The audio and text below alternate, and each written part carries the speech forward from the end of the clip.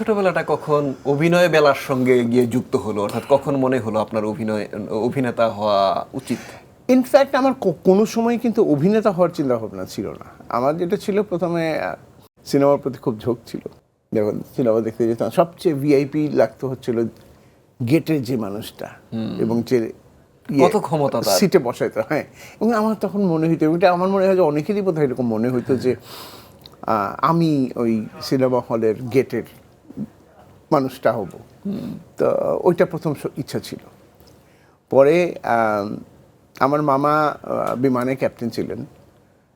তো আমারও একবারই মামাকে দেখে, হ্যাঁ, দেশ বিদেশ ঘুরবো, প্লেন চালাবো, ওইটা তো সেটাও গেল।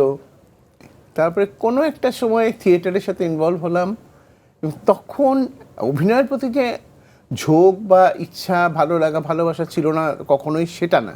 স্কুলে নাটক করেছি, হ্যাঁ, কিন্তু পরবর্তীতে এসে থিয়েটারের সাথে কাজ করার পরে মনে হচ্ছে হ্যাঁ, এটাও তো হওয়া যেতে পারে। কিন্তু আমরা যখন থিয়েটার করতাম তখন অভিনয়টাকে মানে পেশা হিসেবে নেওয়ার কথা কখনোই চিন্তা করা যেত না।